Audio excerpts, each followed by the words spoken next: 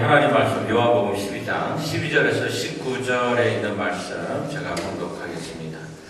요한복음 12장 12절에서 19절.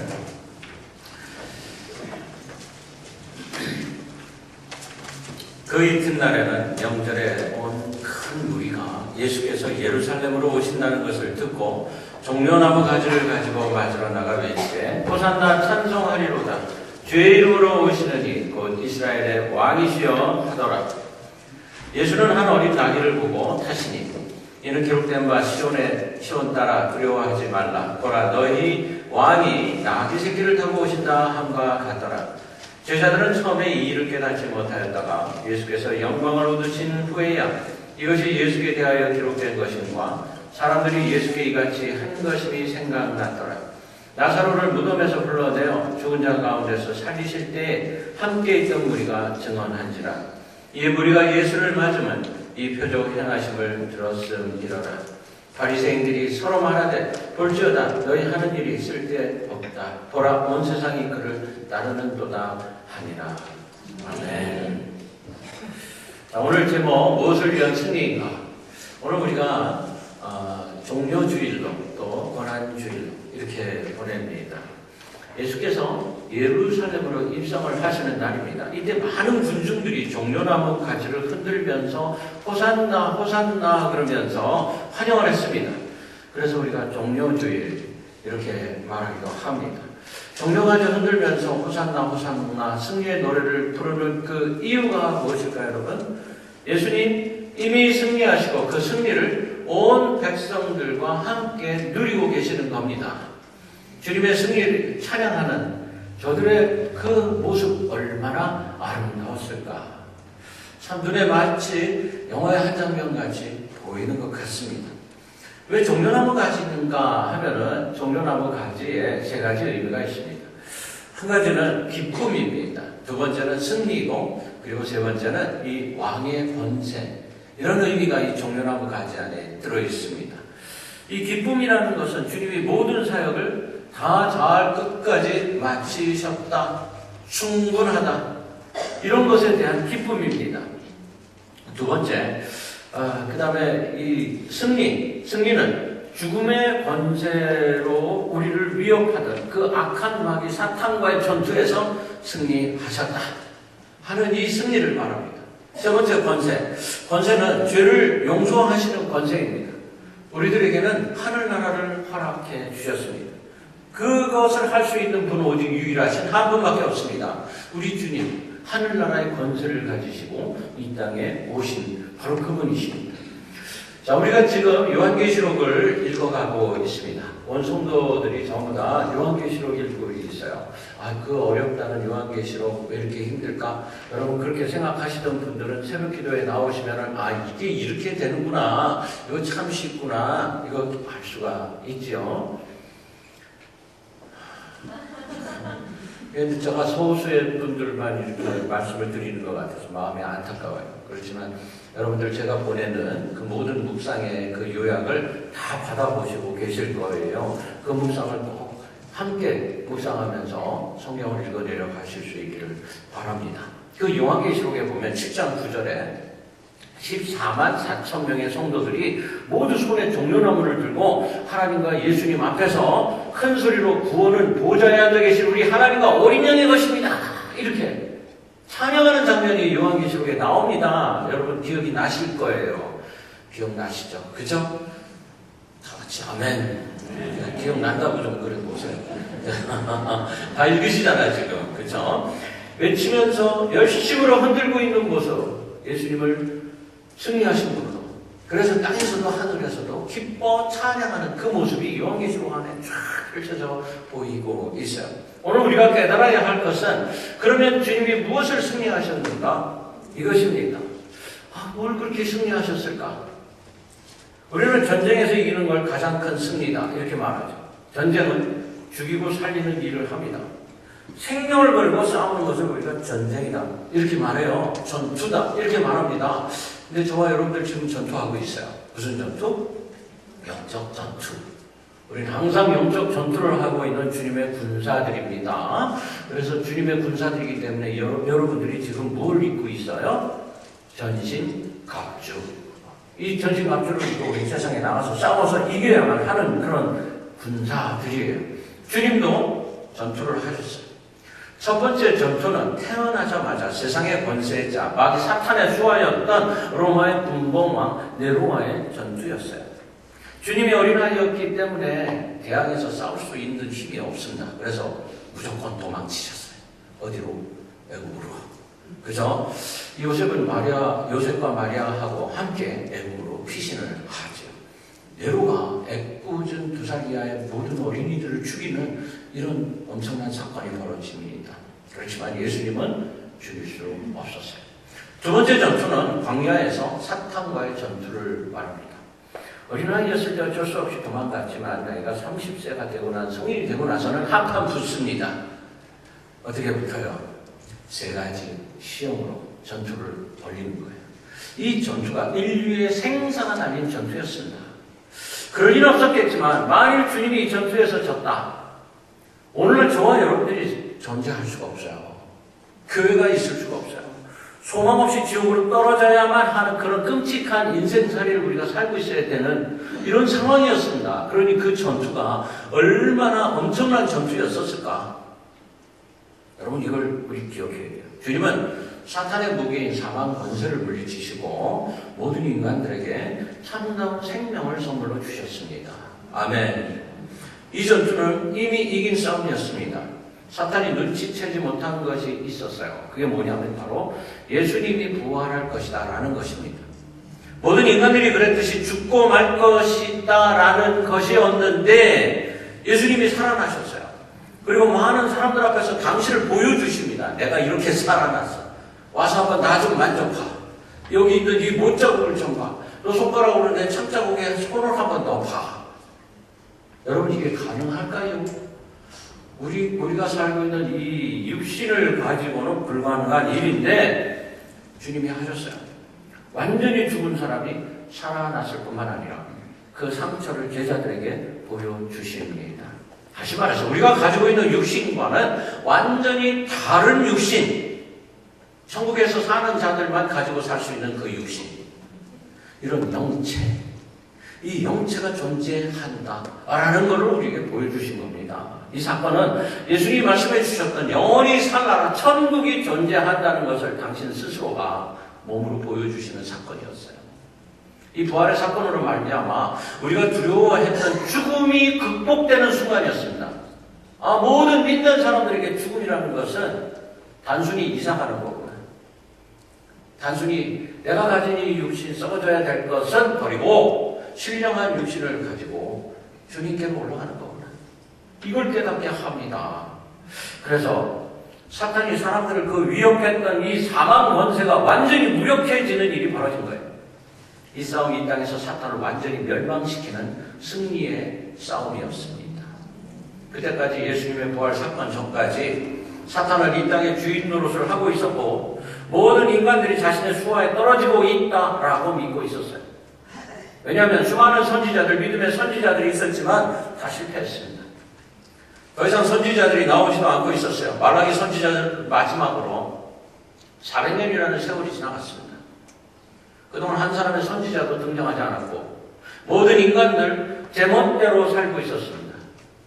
사탄은 수많은 사람들을 죽이고 지옥으로 끌고 들어가고 있었지만 아무도 그를 막을 자가 없었어요. 사람들 뭐라고 생각하느냐 하면 나 지금 잘 살고 있어. 잘 먹고 있어. 나 잘 믿고 있어. 이렇게 생각을 하고 있었어요. 우리가 이걸 알 수 있는 대목이 바로 성경에 있어요. 12명의 제자들이 3년을 잘 먹이고 키웠는데도 불구하고 다 도망가 버립니다. 여러분 수제자 베드로도 넘어갔는데 누가 남아있었겠어요? 여기서 사탄은 내가 이겼어 라고 굳게 믿고 있었을 겁니다. 그런데 예수님이 십자가에서 죽으신 지 사흘 후에 놀라운 일이 벌어졌어요. 죽은 자가 부활한 겁니다. 사탄이 몰랐던 게 바로 이거예요. 이걸 몰랐습니다. 죽은 자가 부활한 거예요.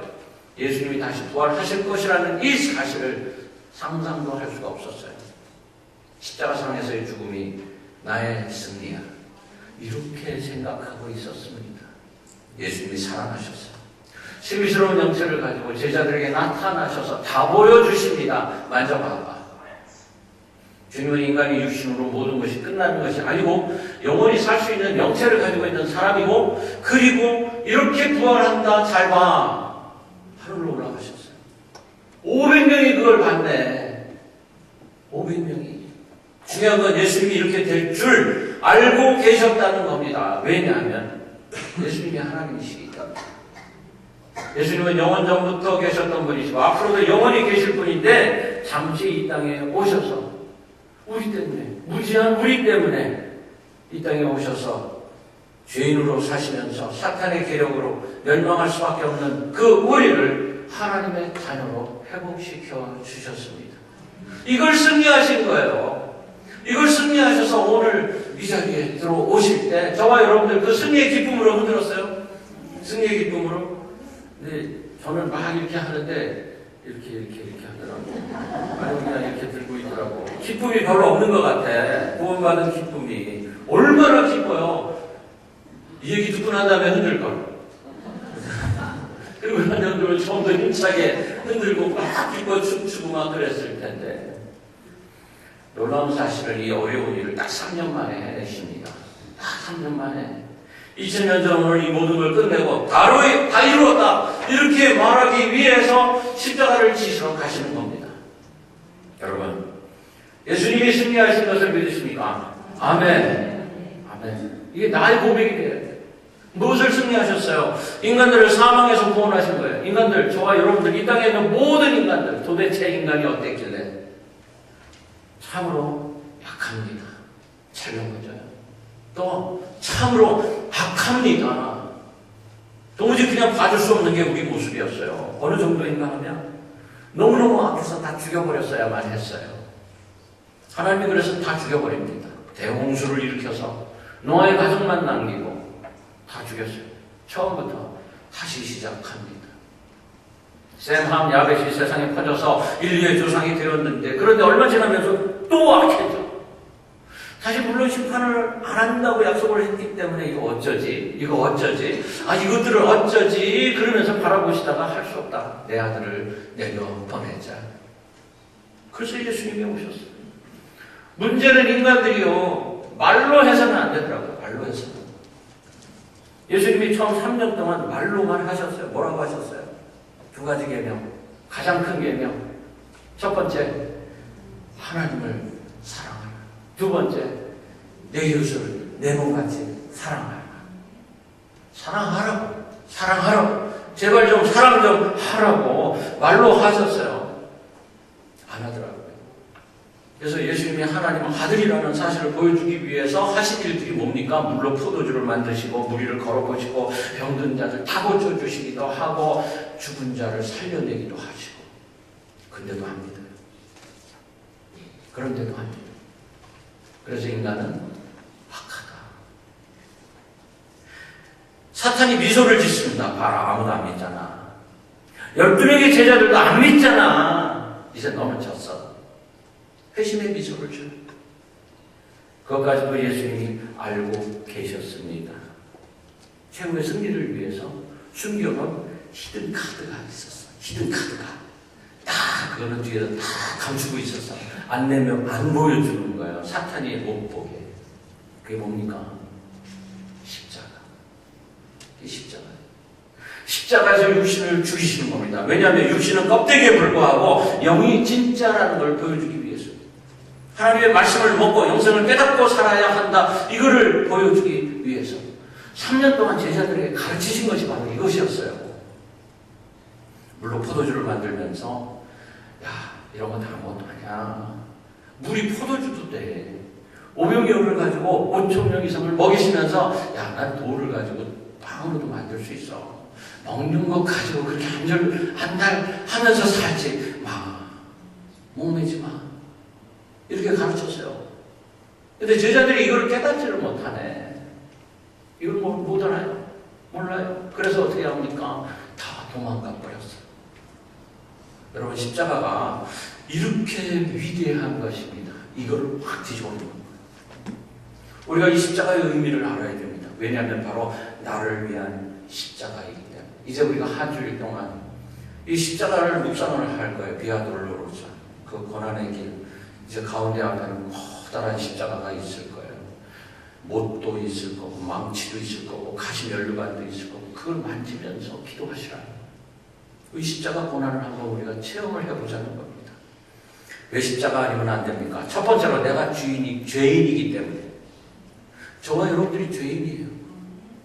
내가 죄인이란 절절한 깨달음이 있으니까 내가 이 죄로 인해서 하나님과 내가 단절된 상황 속에서 살고 있었다라는 그 아픔이 있습니까? 커다란 슬픔이 되어서 이젠 내가 이대로 살면 안 되지. 가슴 치는 일이 벌어지고 있습니까? 내가 그토록 소중하셨답니다. 나보다 더 나를 사랑하시는 하나님, 나보다 더 나를 아시는 하나님, 이 사실이 내 가슴에 와 탔습니까? 진정한 부모는 그 사랑하는 자녀들 모든 걸 다 책임져요. 낳고 기르는 일뿐만 아니라 일생을 통해서 그를 바라보면서 기도해 주죠. 자녀들의 질병과 고통과 잘못까지도 내가 책임져야지. 이런 마음이 있잖아요. 나를 찾아오신 예수님, 세례 요한은 이렇게 말합니다. 보라, 세상 죄를 지고 가는 하나님의 어린 양이로다. 나뿐만이 아니라 모든 세상의 죄, 그걸 지고 가신대. 요한계시록 1장 5절에는 우리를 사랑하사 그의 피로 우리 죄에서 우리를 해방하시고. 여러분, 왜 십자가야만 됩니까? 내가 죄인이기 때문에. 내가 알고 지은 죄, 모르고 지은 죄, 이 모든 것 때문에. 두 번째로 예수께서 십자가에 못 박히신 것은 우리의 고통을 담당하시기 위함입니다. 하나님, 내가 연약하다는 거 너무나 잘 아세요. 인생 속에서 닥치는 환난과 풍파 견디지 못하고 너 쓰러질 거예요. 이거 알고 계세요. 바람 불면 감기 걸리지, 한눈 팔다가 돌부리에 걸려 넘어지지, 불구덩이인 줄 모르고 뛰어들지. 그래서 생긴 상처들 주님이 감싸 주십니다. 질병의 성도기는 우리에게 찾아오셔서 믿음으로 모든 질병이 나을 수 있어 이거를 보여주고 계세요. 열병으로 죽어가는 자를 그래서 살려주신 거고요. 그래서 장님의 눈을 뜨게 하신 거고, 손발 마른 자를 고치신 거고, 문둥병자를 고치시고 혈루병 앓는 자를 고쳐주시고, 죽어있던 사람도 살려내시면서 나를 믿으면 이게 가능해. 이걸 보여주시고. 주 3세기경에 콘스탄틴 대제의 어머니 헬레나라는 분이 계세요. 이분 때문에 콘스탄티누스가 예수님을 믿게 됩니다. 그리고 로마의 국교는 기독교다, 이걸 선포하게 되죠. 그 헬레나, 이분이 굉장히 신실하신 분이죠. 하루는 내가 예수님의 십자가를 좀 봤으면 좋겠다, 찾아봐라 명령을 내렸어요. 그랬더니 사람들이 가서 예수님의 십자가를 다 찾았습니다. 비슷한 게 3개가 있는데요. 그러면서 갖고 왔어. 아니, 3개 중에 하나일 텐데 그걸 어떻게 찾지 생각하던 헬레나가 성경을 들어서 여기다 죽어가는 여자 있으면 하나 데리고 와봐 그랬어요. 이 여자가 말해. 이제 와가지고 당신의 몸을 십자가에다 대보시오 이랬어요. 첫 번째 십자가에다 대더니 아무 일도 없어. 두 번째 십자가에다 자기 몸을 댔는데도 아무 일도 없어. 세 번째 십자가에다 자기 몸을 댔을 때 갑자기 빛 같은 광채가 풍기면서 이 여인이 완전히 치유를 받는 역사가 일어나는 겁니다. 이거다. 이게 주님의 십자가다. 여러분, 주님의 십자가에 치유의 역사가 있습니다. 오늘 우리가 주님의 십자가를 바라보면서 내가 믿습니다 그러면서 붙잡고 기도하면은 그 십자가의 능력이 나에게 있을 줄로 믿으시기를 바랍니다. 이 앞에 십자가를 보여줘 있게 될 거예요. 우리의 모든 고통 예수님 앞에만 가면 깨끗하게 씻김 받지 않습니까? 우리 그걸 믿습니다. 주님의 승리는 온 세상 사람들의 승리가 되게 만들어 주셨어요. 그래서 우리에게 성령을 보내주십니다. 모든 질병과 연약함으로부터 해방되게 하세요. 세 번째, 주님의 십자가는 우리에게 소망을 주시기 위함입니다. 예수께서 십자가에서 인류의 죽음을 대신하시면서 영원한 세계가 존재한다. 이걸 우리에게 가르쳐 주시죠. 이 세계 완전히 새로운 세계. 우리가 십자가를 바라봄으로써 주님이 십자가의 죽음을 함께 우리가 경험하시기를 원하죠. 그 십자가를 통해서 이제 완전히 새로운 세계가 너희 눈앞에 펼쳐지게 될 것이다. 이거를 보시기를 원하세요. 우리가 그게 보이는 순간부터 내 속에는 새로운 소망이 생깁니다. 아, 죽음이 끝이 아니구나.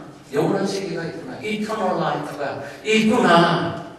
근데 아무나 들어갈 수가 없어요. 영적인 눈이 열려지지 않으면 못 들어가는 거고, 그리스도를 구세주로 영접한 자만이 들어갈 수 있는 거고, 우리가 교회를 그렇게 수없이 다녔지만 이 믿음에 대한 확신이 없으면 아이 큰일 나느냐.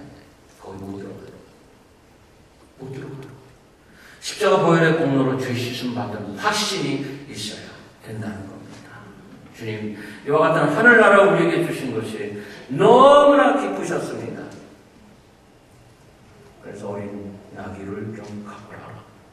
한 번도 사람이 타보지 않은 나귀를 갖고 와라. 자, 순전한 믿음의 모습으로, 주님이 가장 기뻐하시는 모습으로 예루살렘으로 들어가자. 예루살렘이 상징적이지만